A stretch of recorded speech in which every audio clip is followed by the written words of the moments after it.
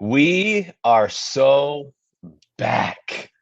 We are so back and we are better than ever. Folks, you are witnessing right now one of the hottest podcasts in the entire world, the Double Tech Podcast, the only podcast where the two hosts are wearing red and blue. I am joined today by my guest and co host and amazing person, partner in crime, the Trent Bally. Trent, can I get a holler from wherever you are at right now? You got a blank canvas behind you. If that's how we're Oh, entering the weekend, we're entering the weekend on a blank canvas. I like that. Let life write itself, right? How are we feeling right now? wipe the slate clean. I liked what you said at the beginning when you said we're so back, because people always say that. They're like, we're so back. But you never believe it as much as you do the last time you said it. You gotta you Yeah. gotta put a little. Yeah. You It's never always believe it as much as last time. it's always up in the bar, and the bar is going up. And I really do feel like we are back, Ethan. It is great to talk to you. It's Super Bowl week. We got the Super Bowl in a little over 24 hours as we record here on a Saturday morning. So I'm fired up, man. It's a huge Yeah. week to work in sports media. It's a huge week to be a sports fan, and life is good. Yeah, exactly. And like you said, it's Super Bowl week, man. For Trent's line of industry, it's the proverbial Black Friday every single day of the sports media. Like every single day is packed, firing. He's already told me about some guests that he's at on. Trent, would you like to go in depth on that? I mean, I love hearing about your job because this is something that's like I love sports, so I love hearing about the things that you do. But like, what kind of people have you been talking to? Just a lot of football figures this week. The most prominent one that people probably know of is Herm Edwards, who was the famous "You play to win the game." That guy, that coach, he's awesome, and he was a great interview. Most recently, the head coach at Arizona State, and that Well, didn't end great. that's what I was gonna say. Wasn't he Yeah, the coach at Arizona State? But he, it didn't end well, did it? I'll tell you what, Ethan. It's like every single day. There are corners of my life that have suffered because it's Super Bowl week. I mean, that's how big of a deal this is, but you got to love it. And I imagine this weekend, or not this weekend, this summer, when it's the Summer Olympics, it might feel similar, but nothing is like the Super Bowl Mm. in America, dude. It's awesome. I want to ask you, as a teacher, do you do anything fun with your coworkers or your students involved in the Super Bowl? Students, not so much. I mean, obviously, we love to talk about who we think's gonna win, but again, like I live, it's not as fun because I live in a region where everyone's a Chiefs fan, kinda. So it's like everyone kind of thinks the Chiefs are gonna win. So it's like that's not really that fun of a conversation. But we did in the school. We had a Super Bowl. It was Super Bowl Friday. So everyone Oh, made a nice. soup, and then like that was like our lunch for the day, which was kind of sick. I didn't make anything, obviously, because like I don't have a crock pot. But I bought some tortilla chips. I did contribute to the sustenance for the day. I brought tortilla chips. There's a lot of good soups out there, a lot of good players. Personally, I'm more of a zuppa Toscana guy. You know that one Olive Garden Yes. soup. Yes. They had one of the Exactly. zuppa Toscanas there. And that's what I stayed on the whole time. Trent, yeah, yeah. Staying on the food though, and this is a question that I want to throw back at you. A good conversation we had in class this past week. Top three Super Bowl appetizers. Go. Oh, oh, what a question. Coming out hot. All right, I'll say this. Do chicken wings count? They would count if that's a Okay. Super Bowl snack. I personally left out like pizza, burgers, and hot dogs. I left that out because I Okay. think that's like that's an entree. That's like a dinner. You know what I'm saying? No, you know what? That's fair, because even though chicken wings might fall into the category here, I don't eat them as appetizers. I eat them as a meal. So I'll leave that out. Okay. Um, I would say chips and queso has to be up there because I just love it. Or chips and add salsa, guac, whatever you want to dip it in. I go queso. I'm a salsa occasionally, always queso. That's up there. Are you a homemade queso guy, or are you buying out of the jar?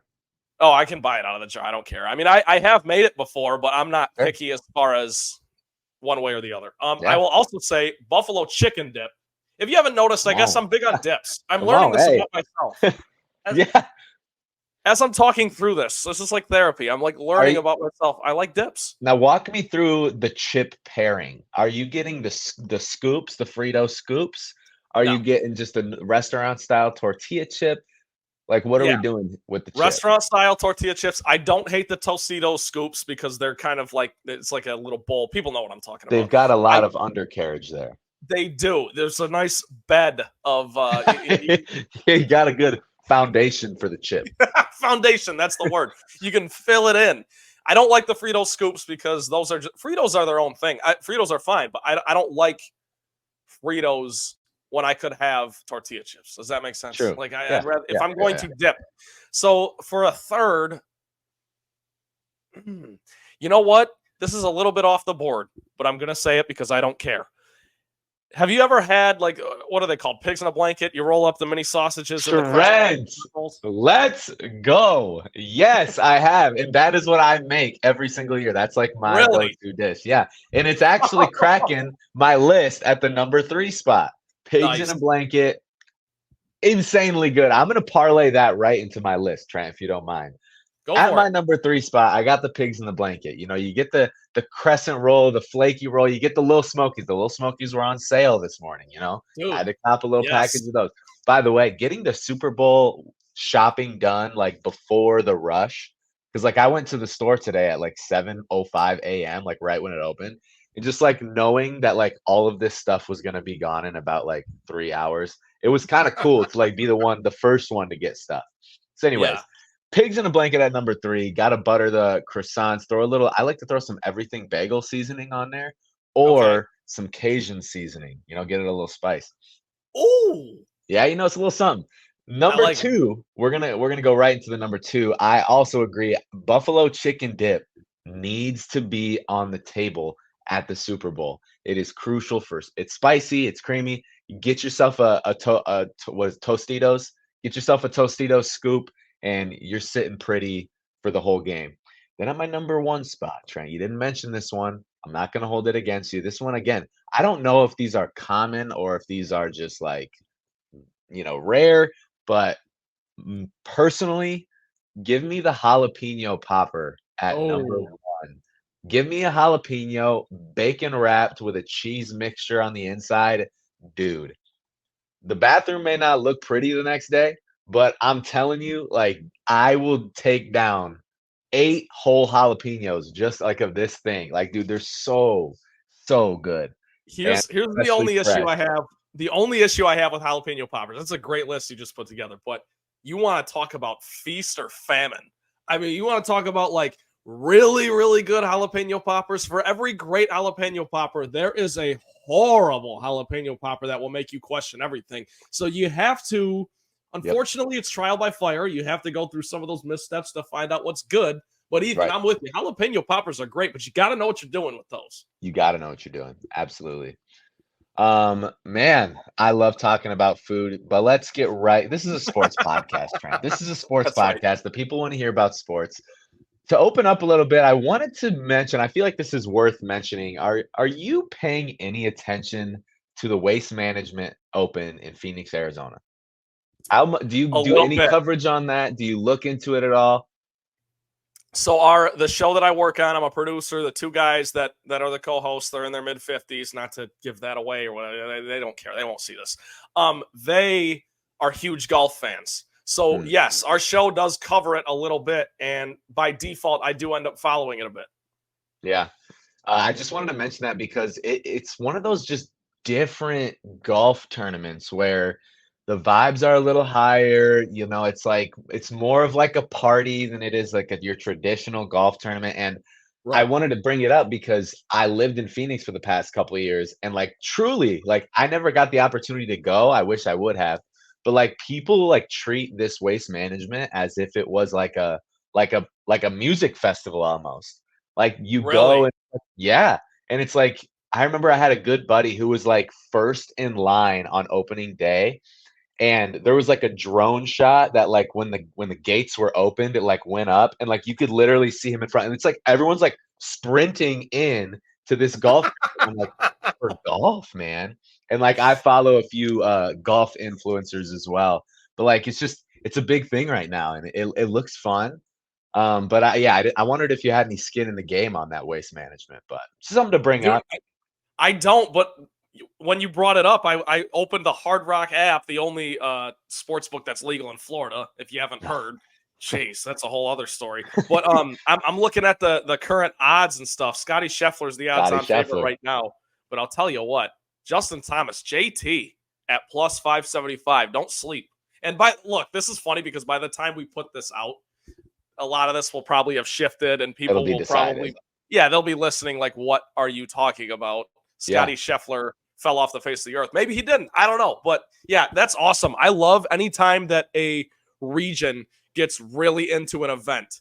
Like, Ethan, that reminds me of, honestly, when I lived in Nashville for less than a year, but they have the men's SEC basketball tournament there at Bridgestone Arena, which is right off of Broadway. So when you go on Broadway, all you see is Bama gear and Auburn gear and Arkansas. And dude, even the schools you'd think would be less represented, like Missouri, it is awesome. Ole Miss, there's people decked out. And here's what I've noticed about the SEC, a little bit of a side tangent. They wear solid colors. So if you're going to a Michigan State game, you might wear like white or gray. The SEC is different, bro. They wear, like, if you're a Bama fan, the primary color. You're wearing crimson. If you're a Tennessee fan, you're wearing orange. Like, you are not wearing any of this, none of this fake stuff. So anyways, that just reminds me of that. People really get into sporting events that happen to be hosted in their city. I think it's awesome. And I did not know that about the Waste Management Open, but I'm going to have to keep an eye on that next year. Well, you're totally right. And like, I can even branch off what you just talked about, because like, this is a good conversation, Trent. Like, I didn't really realize that there was like this regional specific things that happened, but like, it's true.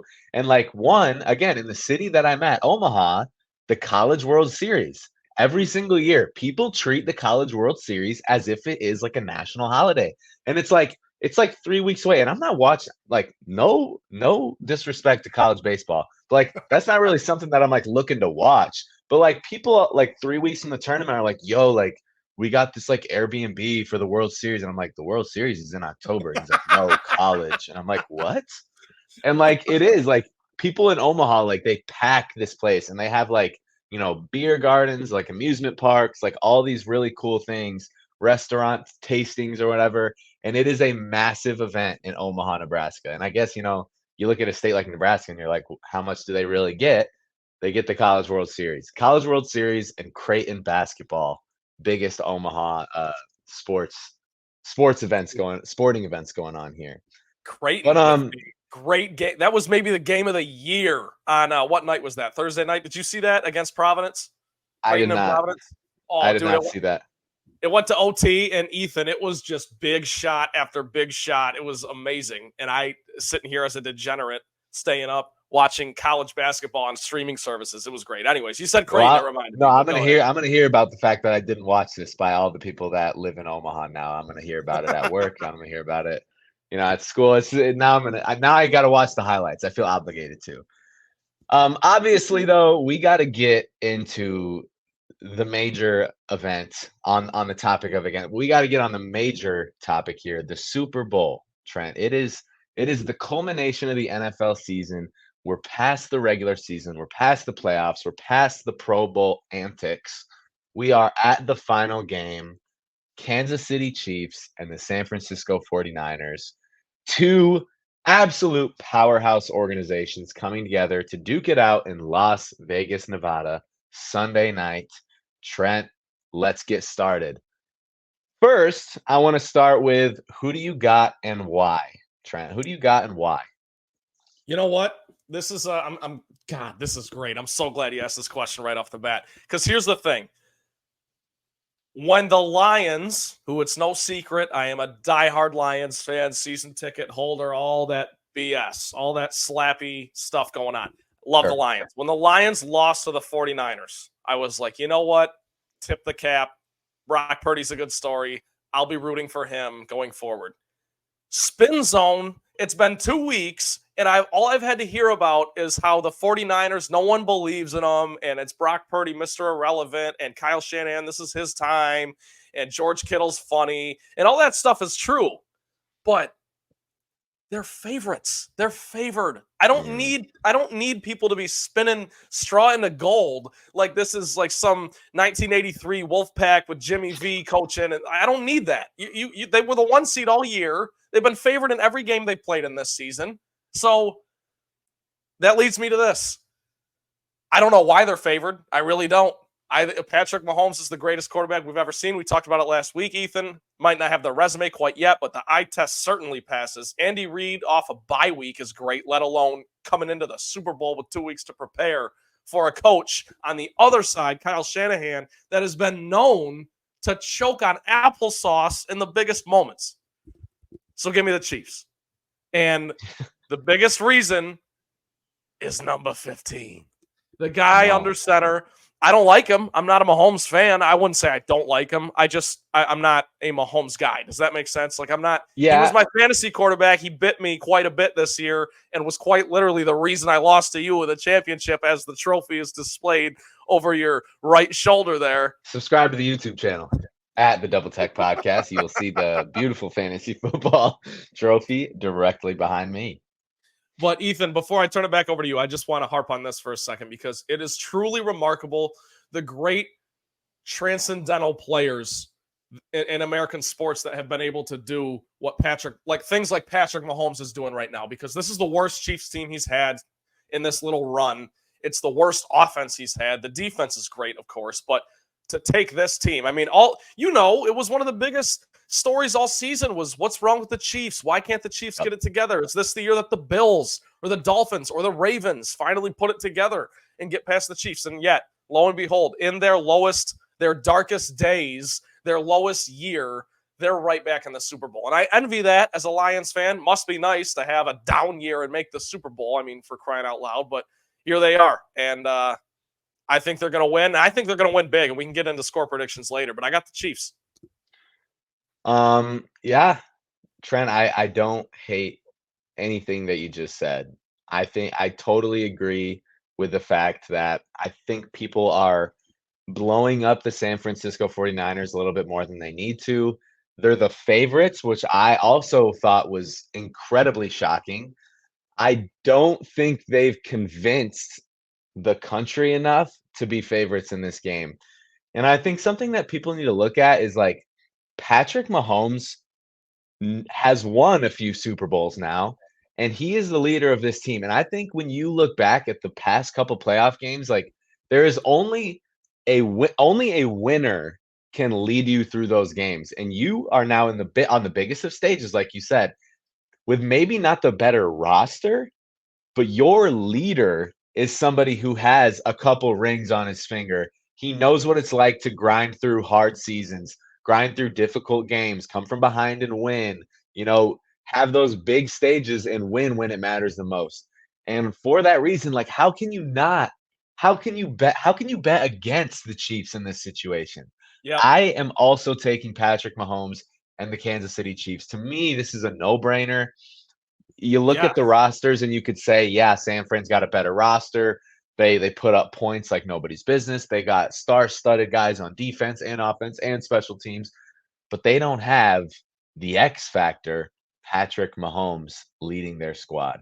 And as much as that pains me to say, because I would love more than anything for a team like the Detroit Lions, a team like the Houston Texans, the Baltimore Ravens to spoil the limelight, but you just look at time and time again, history repeats itself.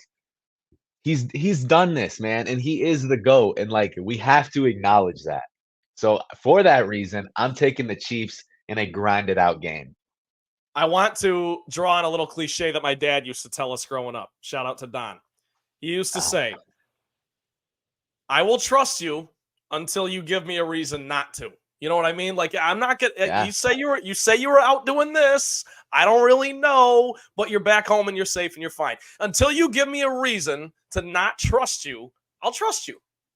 That's where we're at with Patrick Mahomes. I mean, what are we doing here? It's like, Ethan, he has earned the right to, for our generation. I don't know if there's been a quarterback more bettable than Patrick Mahomes, other than Tom Brady, of course, because the one Super Bowl that Patrick Mahomes lost was to Tom Brady. So for us, Ethan, in our mid-20s, since 2000, I mean, since 1999, whatever, It's been Brady, Mahomes. Name me another guy that's even in that category. You can't say Big Ben. You can't say Peyton. You can't say any of the new guys, Josh Allen, Joe Burrow, Matthew Stafford. You can't say any of them. When the chips are down, Patrick Mahomes delivers. And that dude's walking into Allegiant Stadium. Is that what it's called? Or T-Mobile? Yep. Whatever it's called. He's walking in there on Sunday at 6 o'clock. And the 49ers, unfortunately, don't have that guy. Now, they have another X factor named Christian McCaffrey, who I think is probably the most skilled non-quarterback in the entire league. And I don't really think that's a hot take. I think he's the best football player in the league, outside of quarterbacks, of course. But, dude, stars win. Stars win, and we've seen it. We've seen Mahomes win blowouts. We've seen him win the ugly game. And this Chiefs defense they wreaked havoc on Lamar last week. What do you think they're going to do to Purdy? I don't know. I love the Chiefs. Yeah, I do as well. And I think a perspective that I wanted to shed some light on is the fact that Mahomes is a guy who, like, people love to rip on, But if you look at his life, like, in the things that have happened to him over the past couple years, like, I believe he's handled being at the center of attention extremely well. He's won a couple Super Bowls. He's in all these commercials. Sure, like, he's making his money. Like, we can call on him for that. But he carries himself very well. You look at this thing that just happened with his father, like with the DUI. Yeah. And like, reporters are asking him about it, and he's not freaking out. He's just like, I prefer not to talk about that. Like, let's keep a focus on the game. Like, he's doing well. And it's just like, he's doing his thing, man. He's a class act. I think he's a very respectable individual. And when you are a young player walking into a stage like that, you need somebody to lead that squad who you can look to, and he's going to be like, we're good. Like, trust me, we're good. And I'm sure that's what Patrick Mahomes is doing with his guys right now.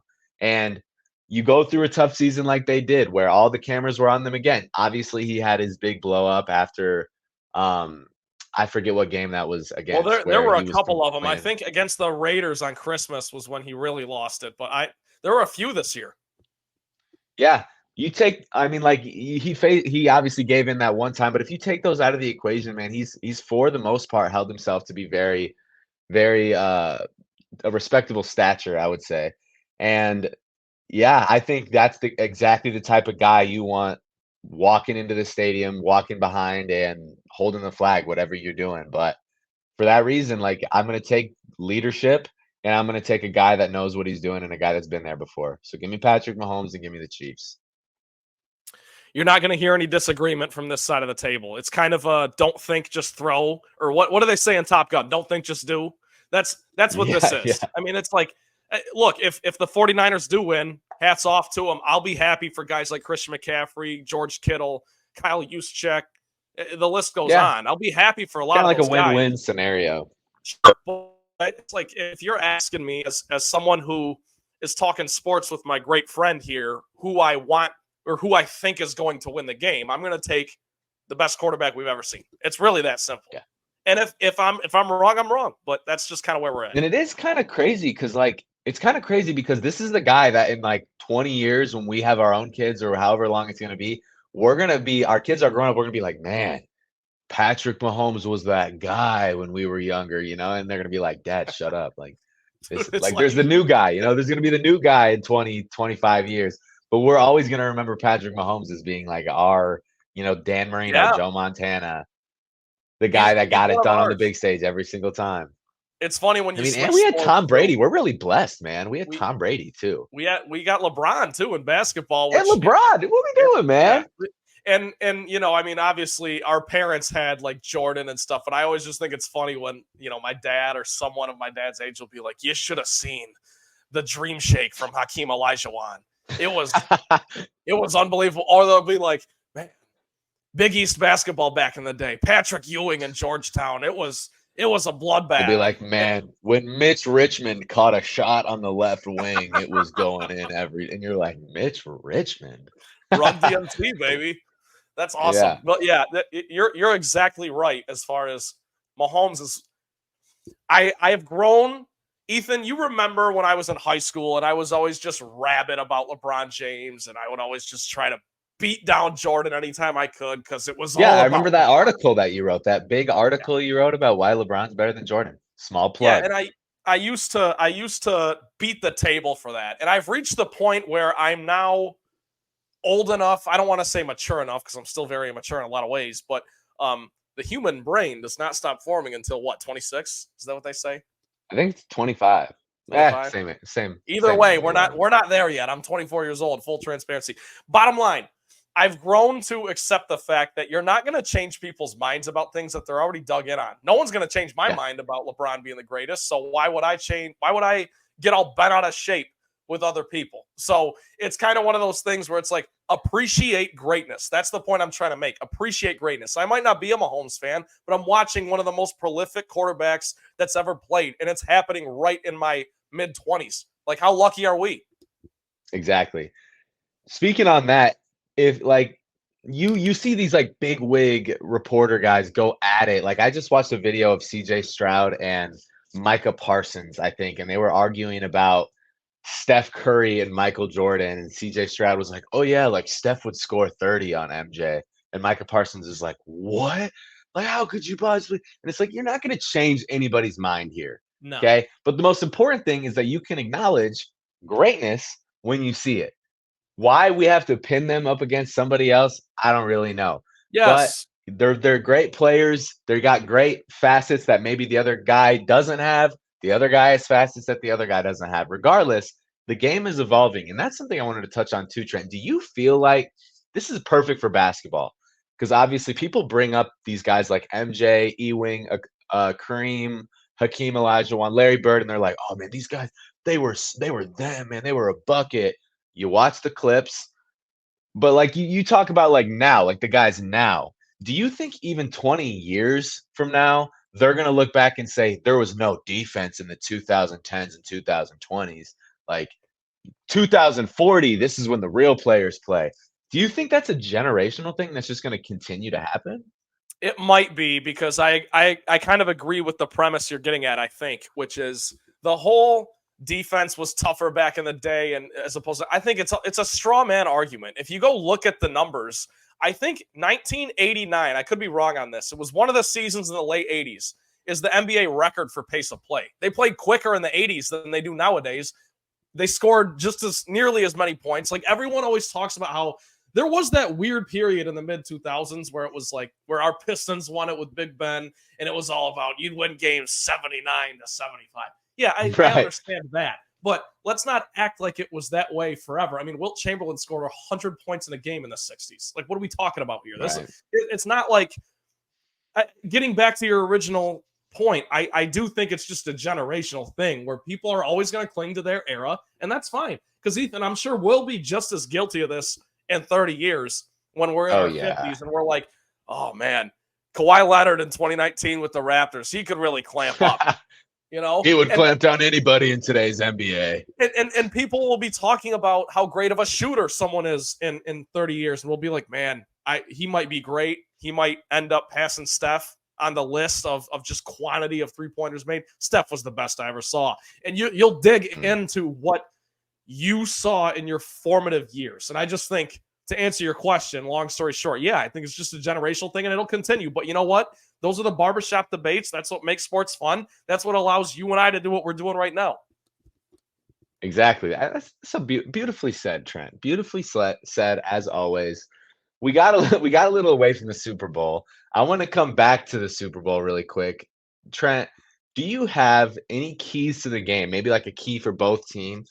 I can kind of start on this because I got some stuff written down here, but my key for Kansas City to win, obviously, we've already talked. I think Kansas City is going to win this game, but I think one of the most important things that they are going to need to do is minimize big play potential from San Francisco.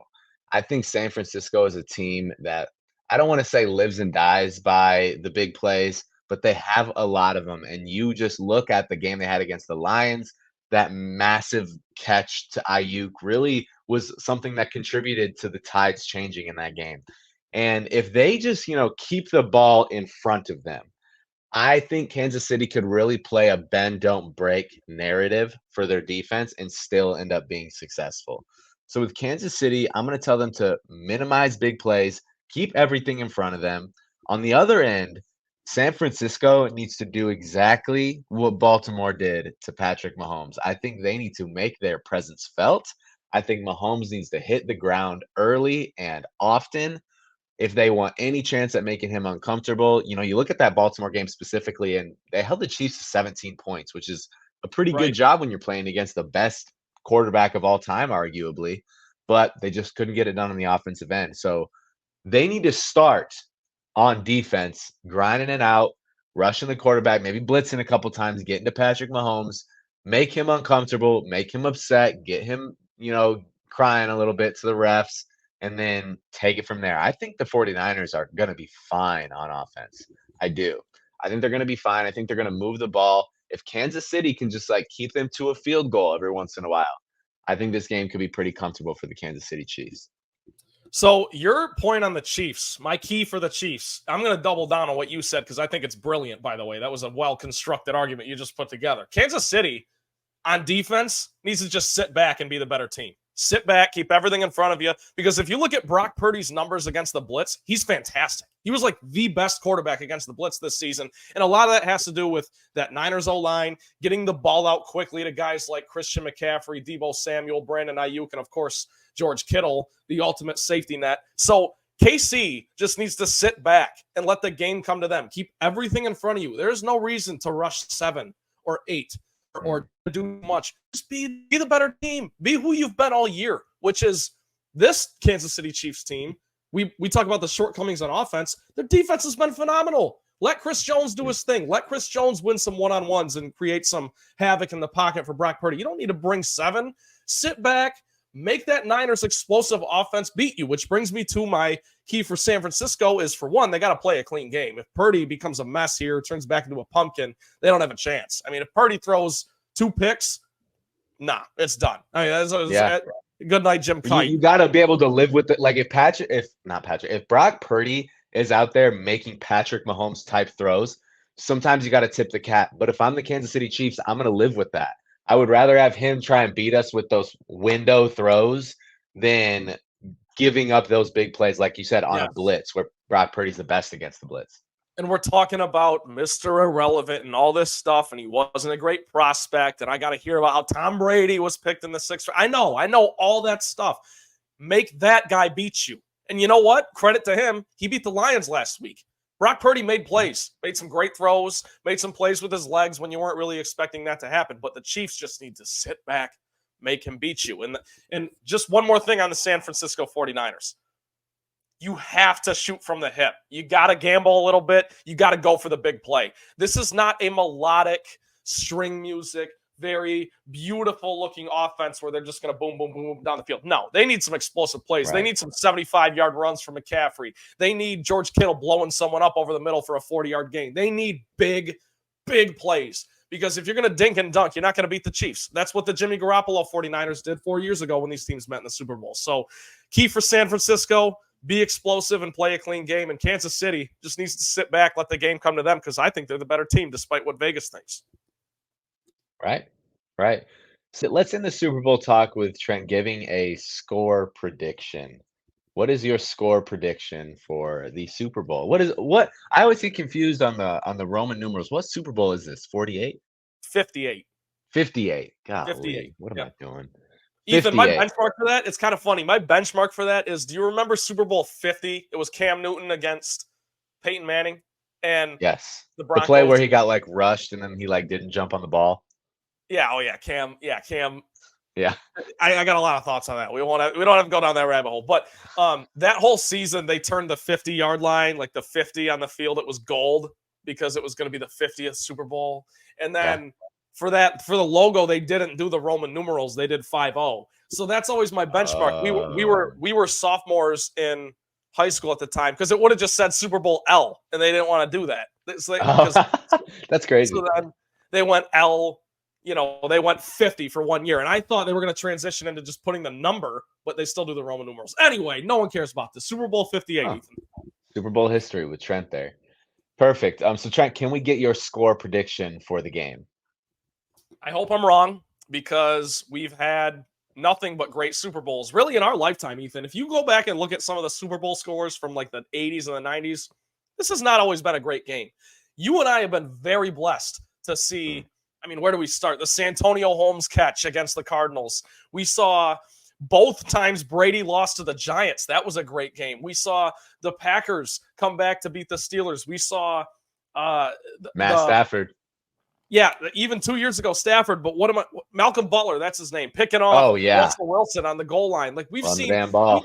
we saw the Patriots come way back on the Falcons to beat them in overtime. We've had some great Super Bowls. And even last year, Super Bowl 57 was an absolute shootout between Jalen Hurts and Patrick Mahomes, high scoring. So I hope I'm wrong because the sports fan, the football fan, the American man deserves a good game. It's going to be a blowout. 34-13 Kansas City. Ouch. 34-13 Kansas City. 34-13. You think they get to Brock early and often, huh? I do. I think you start to see the Niners pucker a little bit. They start to tense up. They get away from what they've been all season. And Mahomes is just better. Okay. So I also have the Chiefs winning. I'm going to take a little bit different of a perspective to it. I think this is going to be a game where in the first half, it is going to be pretty close. And then I think in the second half is when we're going to see Patrick Mahomes kind of do his thing and take over a little bit. But I don't see this as being much of a blowout. I do see this as being a very close game because obviously the Chiefs have had their woes. The 49ers have had their woes. I don't think it's very heavily, the scale is very heavily tilted. With that being said, give me 27-24 Kansas City Chiefs. 27-24. I think this is going to be a close game. And you know, I've said this before to you, but I love betting with my heart, and that's probably why I lose sometimes. Yeah. And my heart wants a close game. So I'm always going to bet on it being a close game. It's going to suck if it's a blowout. You know, it really is. Yep. So give me 27-24 Chiefs. But after this Super Bowl, obviously we're going to move into some other sports. This is the last time we're really going to be talking about football. We might be able to talk about some looking early projections for next year, you know, things next week. But let's talk about some other popular sports news that have happened, and that is the NBA trade deadline. Let's touch on a couple of deals that went down. Honestly, I wouldn't say it was anything too league altering. A couple teams got some crucial pieces that I think is important. One of those being, let's see, where am I at here? One of those being 76ers getting Buddy Hield, getting some shooting to that roster with Joel Embiid. Another one being the Mavericks adding PJ Washington. I think PJ Washington is a phenomenal player. I think the Charlotte Hornets were destined to stink. And I think it's a good that at least some of those young pieces with young talent got out of there. Mavs adding a good piece there. Trent, do you have a specific trade that you are viewing and you're like, I want to make sure that we talk about this? The Knicks acquiring Bojan Bogdanovic was huge. And I'm not just saying that because I'm a Pistons fan and the Pistons are woeful and I want to see Bojan go do other things. That's all true. But Bojan Bogdanovic is a guy who, and Ethan, he's been a figurehead in the league for a long time. I mean, he's been on plenty of teams. He was on that Pacers team in 2018 that took LeBron to Game 7 in the first round with Vic Oladipo and Sabonis. And Bojan Bogdanovic is a guy who just can run off screens. He hits everything. He's a great shooter. And on the Pistons, he kind of had a weird role because with Cade hurt last year, he had to be like the Pistons' quote-unquote best player.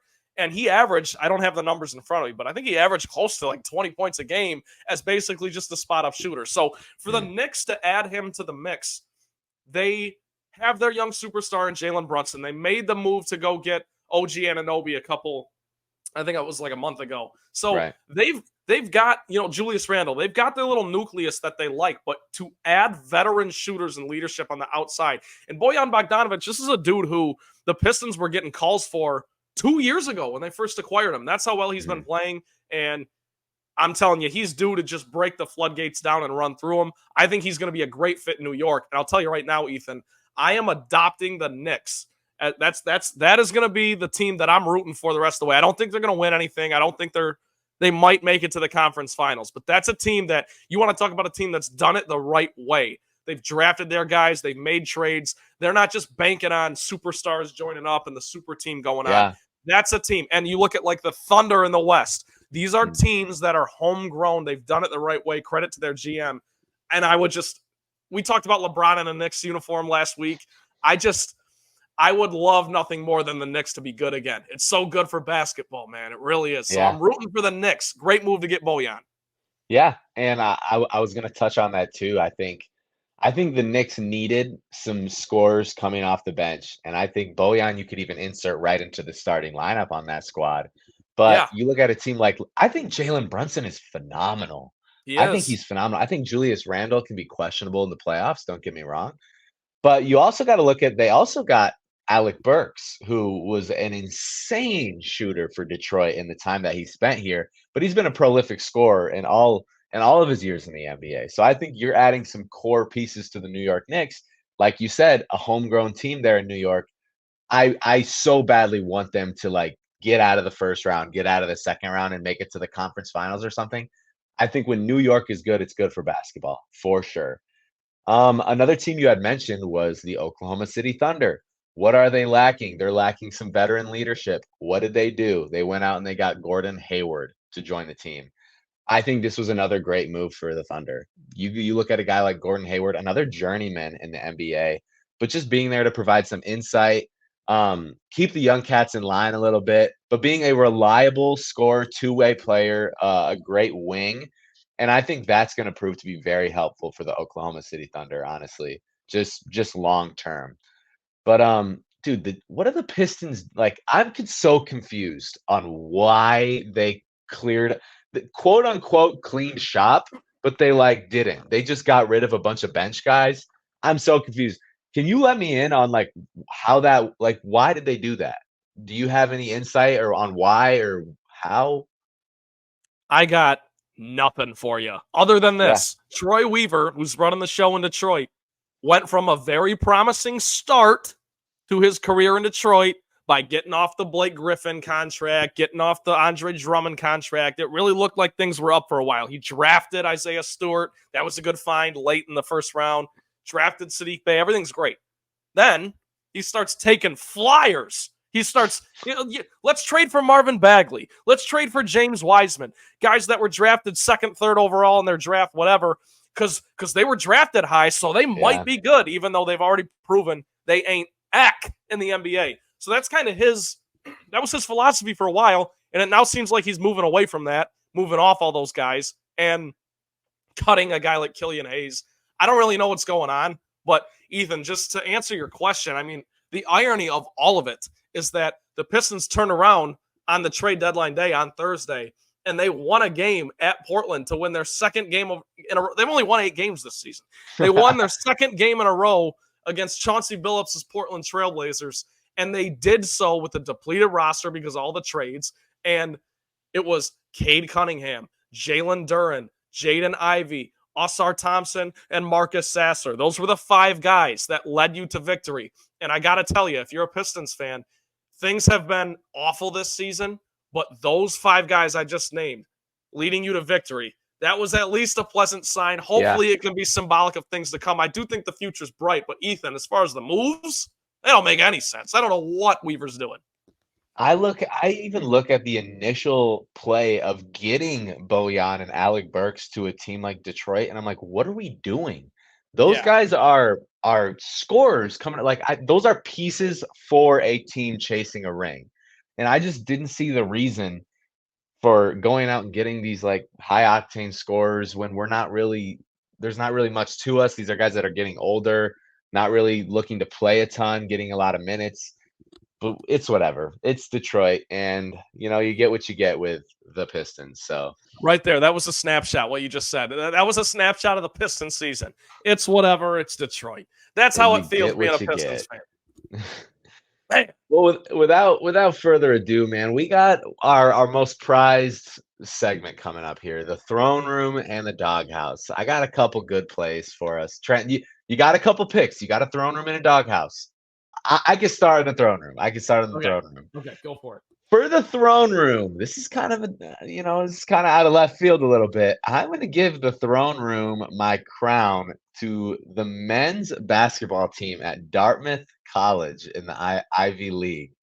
They just came out and they established themselves as employees of the school, which now allows them to form a union, which now allows them to negotiate wages as college basketball players. And with things like the NIL coming out, you look at these small market schools like Dartmouth, there's a billion small market schools, any school that's not SEC Big Ten, basically. And you're like, how are these guys going to get paid when they're putting in the same amount of work? So I think that's very good for the team to take that step and to do something that could possibly change the outlook on college sports for the rest of our lives. So good for Dartmouth. I don't really know how feasible this is going to be in the future, but I just think as of right now, this was a win for the boys because I know how much how much being on a team can seem like a job when you got classes and you got to travel these long distances. And it's like you're not really getting much money to fend for yourself in those cases. Maybe you're not on scholarship. So good for the boys at Dartmouth. Good for the future of college basketball, I think. But I'm giving my crown to the Dartmouth men's basketball team. That's a great answer, E, because that is a huge domino to fall of potential things to come in the future as far as players getting paid what they rightfully deserve based on how big the program is and how much money they're generating, this, that, and the other. Beautifully said. My throne, there were a lot of ways to go with this. There were a ton of candidates. Like, we like to go outside the box, Ethan and I. I'm going to give it to Joe Flacco for winning Comeback Player of the Year despite only playing 5 games. Why not? That's phenomenal. You play a third of the season and you win an award, like a league award, let alone Comeback Player of the Year when he was on his couch. And everyone who knows Joe Flacco, he won the Super Bowl with the Ravens back in 2012, I think it was. Excellent team, excellent defense. Joe Flacco got his ring, made his career, cut his teeth with the Ravens, to then come back into the division for the Cleveland Browns, who I think started like 5 or 6 different quarterbacks this season and still made the playoffs. Shout out to the Browns, to kind of will them into the playoffs. They might have made it even without Joe Flacco, but for him to get off his couch and come back and play those 5 games and play well, that was a great story this year. So whatever. Hats off to Joe Flacco. He might not play in the league next year. He should, but I don't know. He might be riding off into the sunset, but what a ride that would be with Comeback Player of the Year. He was slinging that thing too, man. Like he was dealing. Legit. He was legit. Like he having a couple 350 plus yard games over there in Cleveland. So I don't hate that pick at all. And then also on the topic of awards, Kevin Stefanski, Coach of the Year, good for the Browns. Mm-hmm. Very good look for the Browns. I don't know, because if you're the Browns GM, what are you doing with Joe Flacco? Are you like saying it's your choice, or are you like, listen, man, you're kind of the guy. We want to keep you for one more. So here's the other thing with Flacco. Credit to him. He's always bet on himself. I remember when he was with the Jets a couple of years ago, and they told him, they're like, hey, we're going to draft Zach Wilson.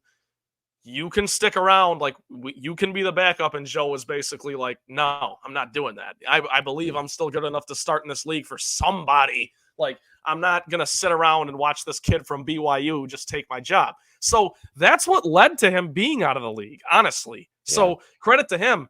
And I don't know where the Browns will go with this. I mean, obviously, they're hoping Deshaun Watson comes back healthy. That's their plan.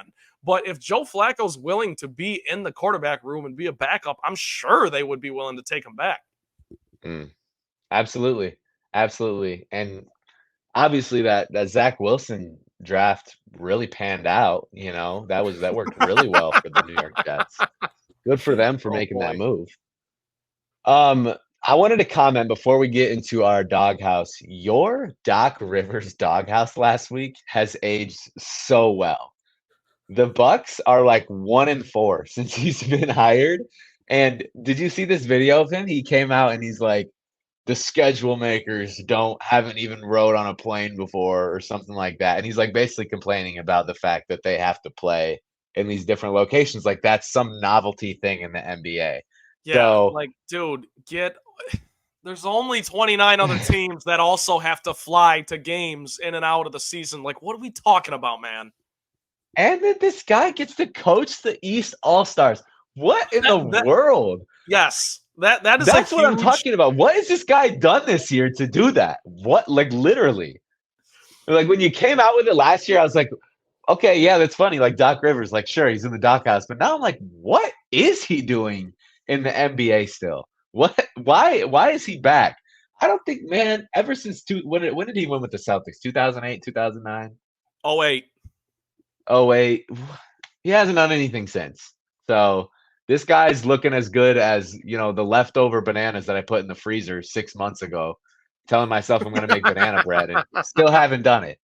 So there's Doc Rivers for you. Anyways, my doghouse pick are this is again a little.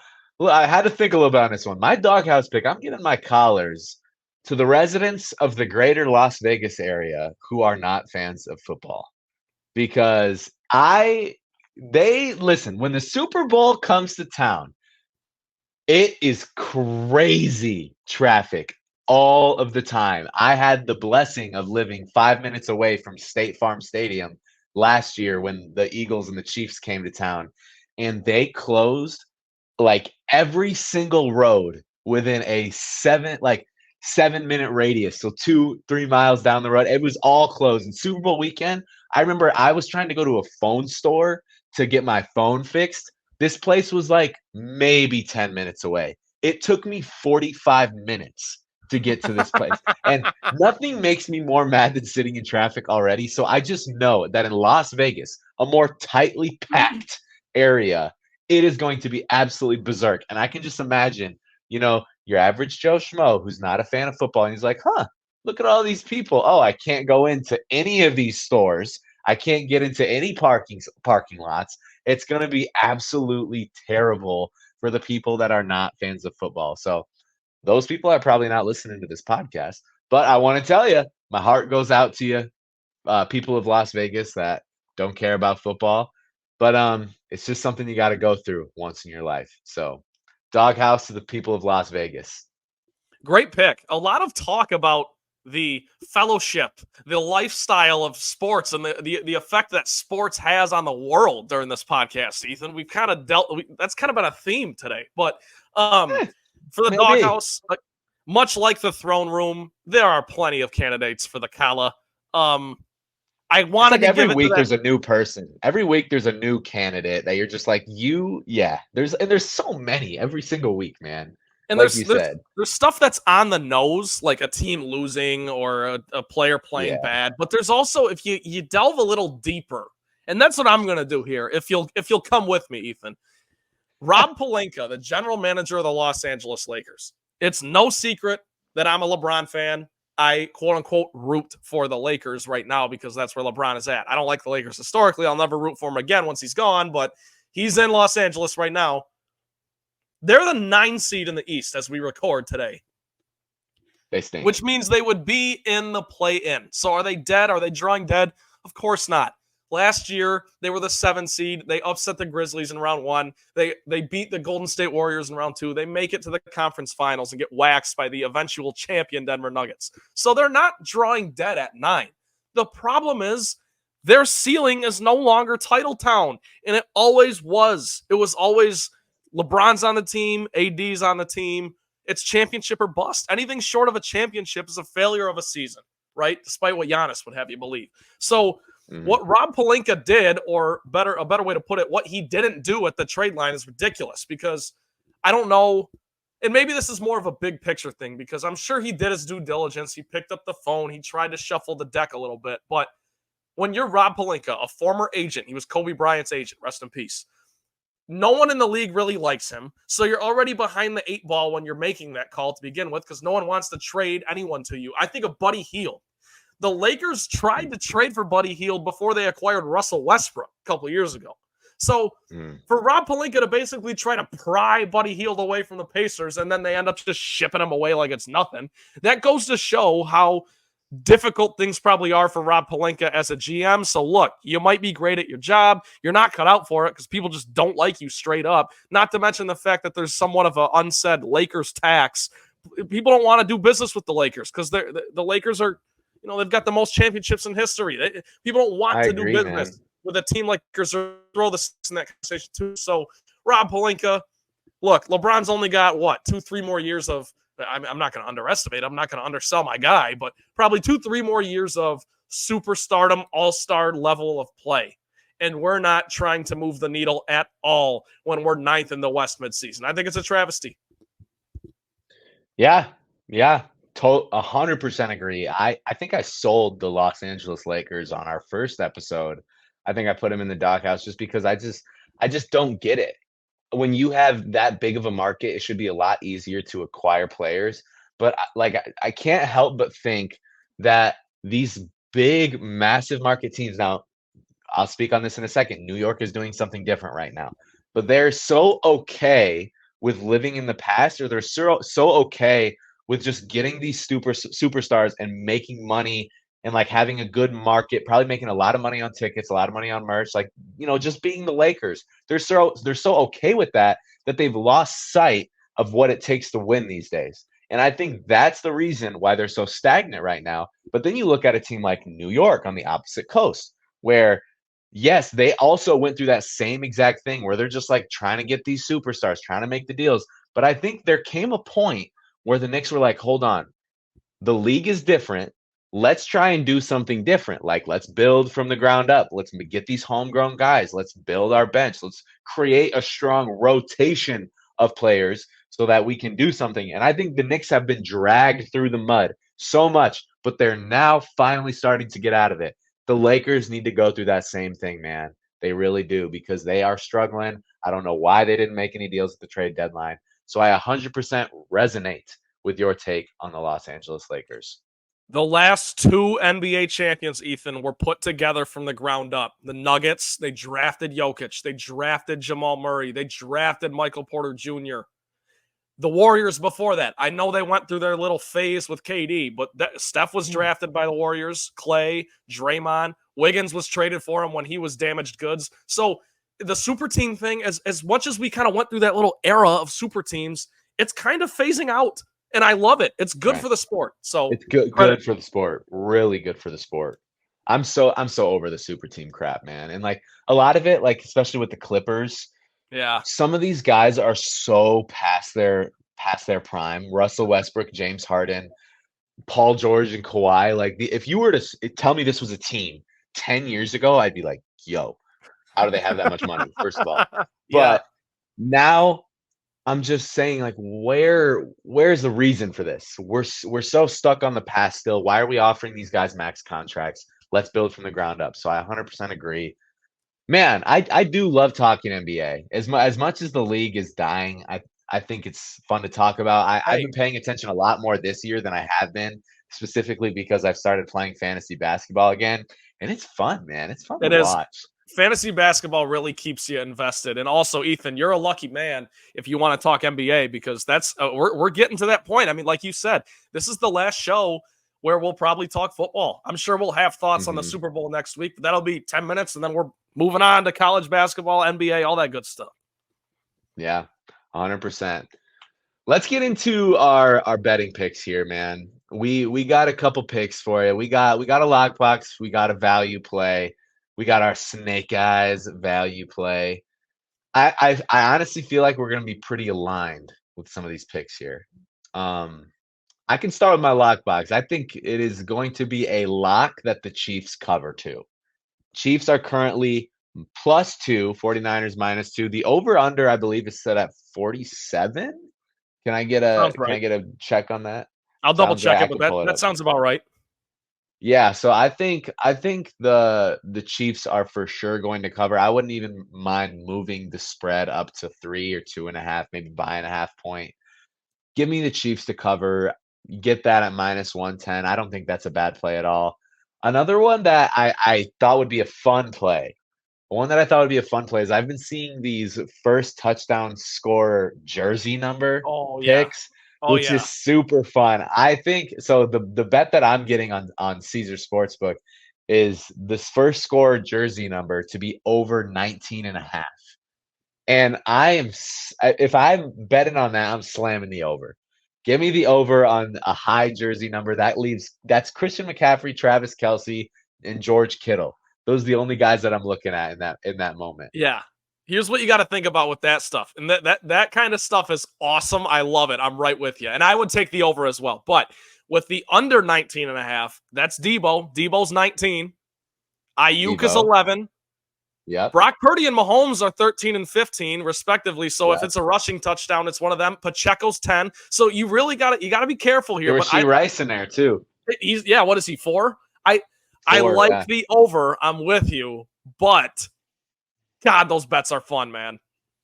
What a fun bet that one is. What's your lot, Trent? So this is gonna sound really off the board and funny, but people bet on the national anthem every year. Dude, let's go. I'll tell you right now. We have a guest on our show every week. His name's Lee Sterling. He's a gambling expert with Paramount. His daughter is a performer, and she has gone 9 for 9 on the pick for the over-under in the last 9 Super Bowls of the national anthem. She's going for 10 in a row. She has Reba McEntire's over-under going under. I think it's 90 seconds or something like that, which seems like a quick one, but It does.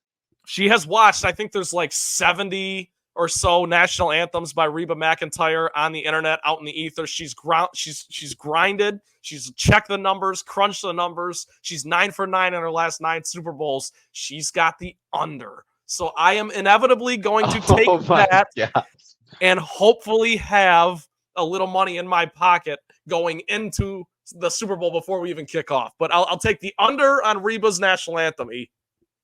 That's an exclusive Double Tech podcast play right there. That's some insider info that you only get here on the Double Tech and Tampa Bay Sports Media show. What is that show called? Trent, you want to plug your sports radio show really quick? Miller and Moulton. Those are the two names of the co-hosts. Miller and Moulton. They've been doing the show for about 15, little over that. I think I undersold them there. 17 years down here, and they're the number 1 sports show in Southwest Florida, and they're goobers. It's a lot of fun. Turn up, man. Tampa Bay Sports, Miller and Moulton. You heard it here first. For my value play, my snake eyes, I went with a little parlay. This is probably, going to be plus 200, plus 300. Hold on. Throwback to when we used to do our fantasy football podcast, and Ethan would always come on that with I threw a little parlay together with these guys. Dude, you did your homework. And you know what? I feel like none of these ever. My betting record on podcasts, if we were to go back and take a record of it, I would be a loser. So you might want to just fade what I'm about to say. Maybe you fade it for the same value. Give me Mahomes over 300 yards, 300 plus. And a McCaffrey touchdown. I think the McCaffrey touchdown is minus 230, but you're getting value with Mahomes 300 plus, I believe. Parlay those two together. I think this is going to be high scoring, especially for the Chiefs. I can see a lot of good things happening there. I love that. I might tail you on that. I think I'm going to tail you. But my value pick here, and this is the key, the essence of a value pick, because I don't think this is going to even happen, and this goes against my prediction because this can't even happen mathematically. I only have the Niners getting to 13. But George Kittle to score 2 touchdowns is plus 1,100. This is a guy who I think he might be the longest tenured Niner on offense outside of I'm probably way off on that. But the bottom line is he's been there a while, and Brock Purdy trusts him. And in the last Super Bowl they played, he really didn't have that great of a game in Super Bowl, 54, I think. So that's good value, man. It is. If the Niners get in the red zone a couple times and they do what I don't think they're going to do, but they dink and dunk down the field and put together these surgical, methodical drives, that's Kittle's wheelhouse. There is only 1 or 2 tight ends better than this guy in the league. And for him anything could happen in these Super Bowls, right? So for him to find the end zone twice at plus 1,100, I mean, heck, you're putting $1 on it to win 12. So no matter what your limits are, just sprinkle on it, will you? That's all. Okay, fans of the double tech, let's sprinkle a little bit on the George Kittle 2 touchdown. You convinced me to do it, and I will once I get into a state, aka Put a dollar Iowa, on where it. it Put is a dollar legal. on it. We'll put $1 on it. $1 to win 12. Trent, I'll Venmo you half of it. Finder's fee. Yeah, finder's fee. There you go. So there you go, folks. We got a couple. Yeah, we got some news for it. Some throne room and doghouse. We're gonna close up this shop. It's been one heck of an episode, man. Where the ball's really rolling here in episode 4. We're really making some noise. We're making some noise in sports media, man. Slowly but surely, that broadcast job for the Detroit Pistons is coming up. It's gonna be in our mailbox here soon. That job application. Trent, I got a reflect for you today. We're going to reflect a little bit as we are in this time of Super Bowl Sunday tomorrow. We have to acknowledge that the Kansas City Chiefs are there. We also have to acknowledge that they are led by the arguably best quarterback of all time, Patrick Mahomes. Yeah. But let's take a little bit of time to reflect what it was like before Patrick Mahomes. So we are going to take a look at the 2016 Kansas City Chiefs, where the last year they were not led by Patrick Mahomes. Trent, we are looking for some players that you can name, players, coaches, whoever you can get on the 2016 roster for the Kansas City Chiefs. Okay. Great pick, by the way. This is very topical. We got to dig. Number 1, Eric Berry. Eric Berry was on that team as a safety. I only know that because as a fellow cancer survivor, he had the same type that I had a great story, and he was a big reason I was able to get through what I was able to get through. So put that aside. Eric Berry, shout out. He was actually a good player, too. I think he made a couple Pro Bowls. Yeah, he was a great player. Travis Kelce was indeed on that team back then. He was. Alex Smith was the quarterback. Alex Smith was at the helm. He was. Was Jamal Charles on that team, or were both of his knees blown out by then? I don't know. Knees were blown out by then. Yes, Jamal Charles was not there. So he was no longer there. Okay, He was on the IR. He was. So he was on the team, but he wasn't like playing. He wasn't on the final roster. Gotcha. Okay. Now this is where we're gonna really just. You got to dig. You got to. I might expose myself here. I think this is a name. This might be way off the board. Sharkandrick West. Was he on that team? This is why I love doing this, bro, because you always pull out these names. Yes, Sharkandrick West was, in fact, on this team. Number 35, awesome. Right? Yeah. Number 35 and the number. Wow. And I hope that was impressive enough because I don't think I can name another one. I'm trying to think of receivers back then, dude. I don't remember. I mean, obviously I remember Kelce. I don't remember any wideouts they had. That was after Dwayne Bowe, correct? After Dwayne, yep. I think that's all I got, unfortunately. Oh, wait. Eric Fisher, O-lineman. Eric Fisher, yes, is on that team. He was the number 1 overall pick, 2013. Central Michigan Chippewa, was he not? Fire up, yeah, he was. But that's all I got. I don't think I can name another one. Can we get coach? Oh. What was it, Andy? It was Andy Reid. Okay. Was that his first year there? It might have been his first year there. Let's see. 2012 was his first. 2013 was his first year, so he's good. Okay, we're way off. So Andy Reid was firmly at the helm. Can we get a kicker or punter, Trent? We don't talk about the kickers and punters a lot. Got to show the special teams some love. I think this punter is like a Hall of Famer, low key. I think and he has. I'll give you this hint. He has a brother who is also a punter. I got nothing. I hate to let you down. I don't know. Dustin Colquitt. Oh, that's a name I remember that now that you say it, but yeah. I never would have thought of it. But Cairo Santos was the kicker for those Kansas City Chiefs. Look at that. So I'm going to give you a couple names that I feel like you should have gotten. Okay. This was in fact the year that Tyreek Hill was drafted as a rookie. Oh my God, yeah, Tyreek Hill. Yeah, what? Tyreek Hill was Jeez. Okay, Tyreek Hill was on that team. You That's a also big had miss. Jeremy Maclin as a wide receiver. Remember the name Jeremy Oh, Maclin? of course. Of course. Uh-huh. We also had Chris Conley in the wide receiver room. Okay. Maybe familiar. Demarcus Robinson, who is currently with the Rams, was also drafted in that draft with Tyreek Hill. So Demarcus Robinson was another receiver on that team. Moving on to the defensive end, Chris Jones was drafted this year, 2016. So he was on that team. One of the best, I think he's one of the most famous defensive tackles in the past 20 years, Dantari Poe. Oh yeah. You remember Yeah, I know who that is. Dantari Poe? Yeah. Then we had a couple very good linebackers. Tamba Hali was a name on there, and Never would have gotten that. Justin Houston. Oh, Justin Houston. He was a stud for a while. Like he was like Yeah. the best middle linebacker in the league for a while. I'll tell you what, him, Chris Jones, and Tyreek Hill, that's 3 big misses I should have gotten. But as you know, it's tough when it's like the team right before the dynasty because you don't know what players overlapped and which ones didn't. Like for example, the Miami Heat when LeBron joined and Chris Bosh joined, it's like, was James Jones on this team before that? Was Mike Miller already on this team? Was Shane Battier already? Like you just never know. But that was a great pick, Ethan. The 2016 Chiefs. Shout out to them. Did they make the playoffs? They did. They made this was the first year since 2000 something.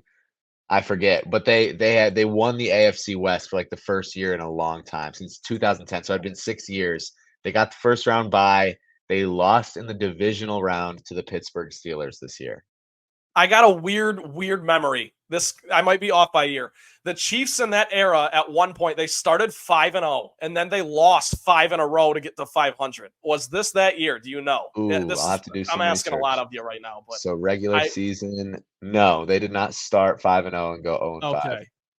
Okay, because there was a Chiefs team in that era. Might have been the next year, but they were like red hot. They were talking to town, and then the wheels just came off.